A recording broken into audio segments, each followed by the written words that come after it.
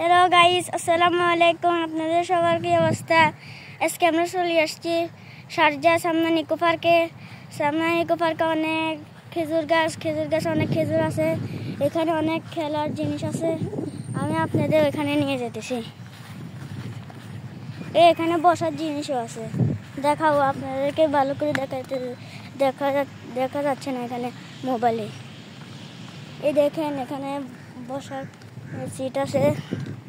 তারপরে এখানে অনেক খেলার জিনিস আছে, আপনারা দেখতে থাকেন।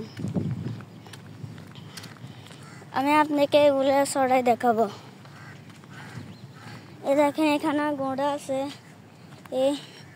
এখানে ঘোড়ার জিনিস আছে, খেলনার।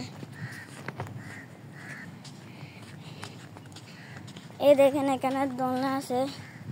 এই দোলনা আমি এখন ছোট দেখাবো। দেখুন, ছড়তেছি।